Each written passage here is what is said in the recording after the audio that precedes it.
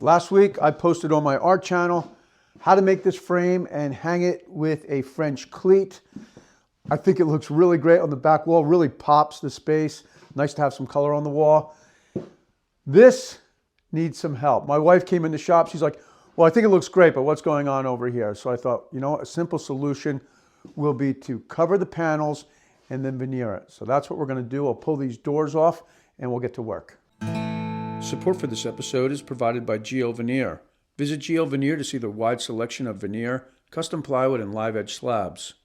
Visit GL Veneer at glveneer.com or click on the link in the description below.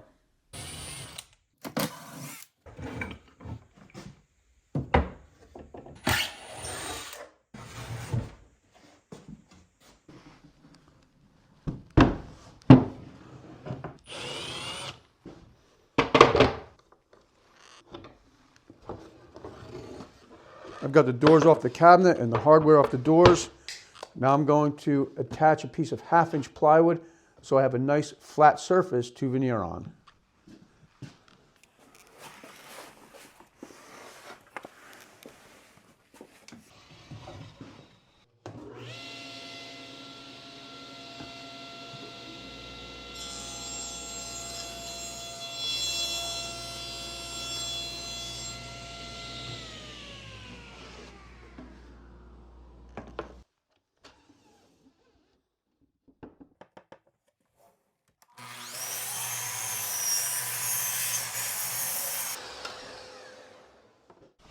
I'll attach the plywood flush at the back and then trim the overhang with a flush cut bit in the router.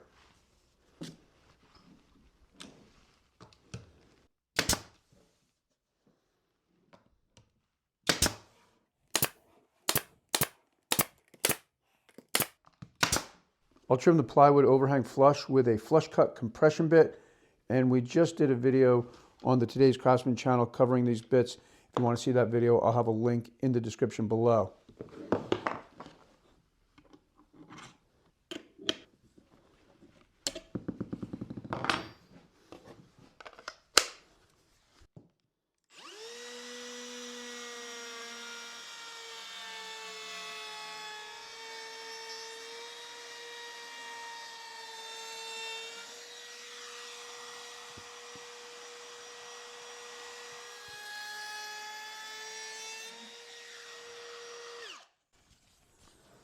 Cuts really fast. That's my first time using a compression bit. Cuts really fast and really clean. So you'll probably see more of this bit. Now I'm going to clean up all the sawdust and get ready to veneer. I've cleaned up the shop a bit and done some of the prep work to work with the veneer. You don't want a lot of sawdust kicking around the shop when you're working with contact cement. These are offcuts from veneer projects that I've done over the years. You may have seen some of them. If you follow the channel, I've done a lot of veneer projects. And if you want to build a veneer project, I've bundled up some of those projects into a bundle, and I'll put that on the screen right here. You can check it out. And they basically range from beginner projects to, I would say, more advanced projects. Here's cherry. This is highly figured Claro walnut. This is from a server that I did a few years ago. This is ash. I like the light color of this, but I don't have enough of it for this project. And I've got more white oak over here. This looks like it's going to be about the right width, so I'll probably end up veneering these door fronts in white oak. I'll cut the veneer just about 1/2 inch larger than what I need for the surface. That'll give me 1/4 inch overhang all the way around that I can clean up with a flush cut bit in the router. This is the type of contact cement that I've been using for the last 30 years and have never had an adhesion problem or a delamination problem. I'm using the tin foil as an inexpensive way to line the paint tray. I'll apply the contact cement to both surfaces, the back of the veneer and eventually the door. This is a mohair roller. The only reason why it looks yellow like this is because I had used it for an acrylic paint and washed the paint out, but the color remained. While I'm waiting for the contact cement to dry, I want to let you know about a few things I'm really excited about. I have a new website and I'm now offering reproductions of my artwork. This is printed on aluminum, and I will be posting a video soon on how to frame this in a float frame, similar to the painting here. I also have reproductions of my tool paintings. These are printed on canvas. It's 3/4 inches wide, so you can frame it in a float frame, and I'll be making a video on how to do that as well. And if you're into the art thing, I'm now posting art videos to my second channel, my art channel, every Sunday morning at 9:30.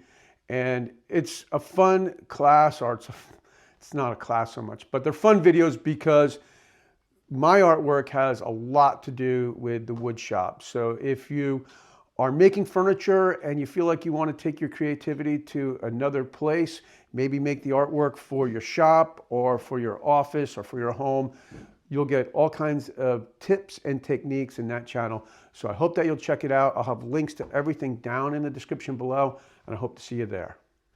I've let the contact cement dry on both the door and the veneer, the back of the veneer. And you test it with the back of your hand so you don't get any oil from the front of your hands onto the contact cement.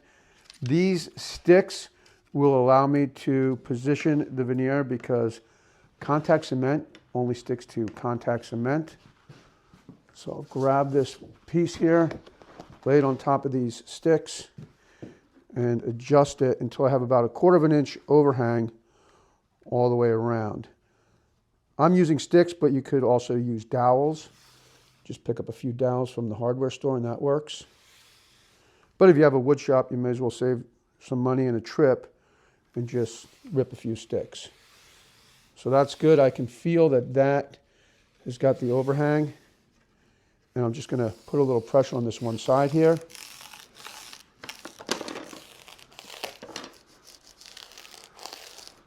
And I'll remove these sticks and work the veneer all the way down the door. Instead of a J-roller, I like to use a piece of plywood with a round over on the edge, and I'll use that to put pressure on the veneer to get a good bond between the veneer and the door or the panel. You want to be careful near the edges because you can break the veneer. Sometimes I'll trim the veneer and then I'll go over the surface again with this board, and that just ensures a very good bond between your veneer and your substrate. I'm using a downcut spiral bit to trim the veneer. The downcut will be pushing down as it's cutting and help to prevent tear out.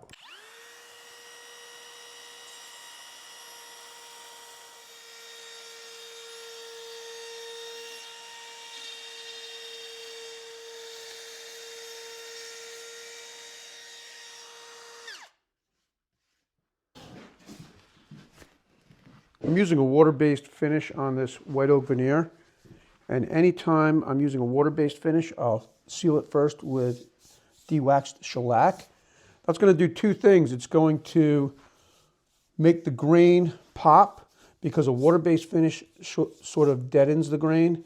So this will give that deep, warm color to the wood grain.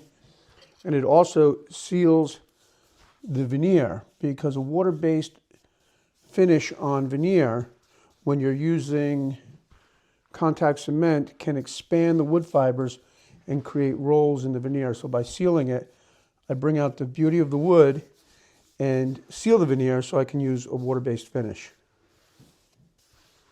When I apply the shellac, I use a China bristle brush. And to clean that brush, I'll remove most of the shellac on a piece of cardboard or a paper towel. Once most of it's gone, I've got a can here with about 1/3 of it filled with denatured alcohol. I'll basically agitate the brush in the denatured alcohol, remove most of it. Again, use a paper towel.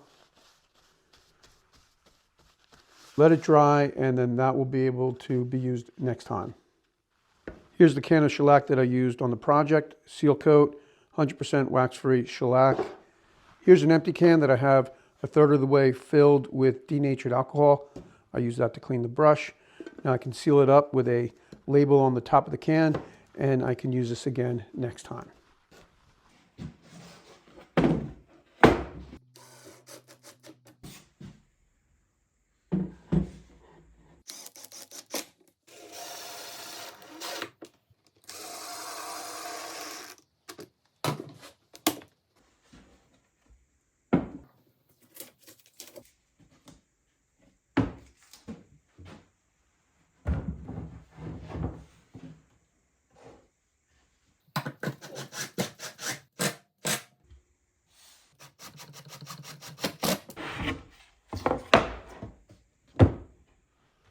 Okay, well, here is the cabinet with the tools in it.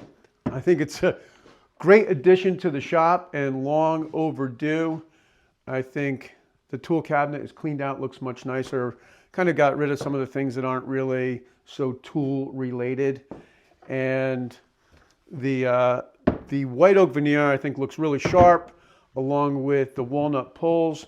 So after I shellacked the doors, I let the shellac dry, sanded it with 320 sandpaper, used 1 coat of Halcyon. That's enough for a shop cabinet. If this was a piece of furniture, I'd probably use 2 or 3 coats of Halcyon, sanding in between coats. And of course, I put this little tool rack for my bits back on the cabinet. And I think it looks really good. It's a great addition to the shop, and I think this whole wall looks a lot better. I hope you enjoyed this video. And again, if you're looking to build a piece of furniture for your home, I hope that you'll check out my website. I have a ton of projects on my website, and they all have video tutorials right here on YouTube designed to help guide you through the project. Thanks for tuning in, and I'll see you next week.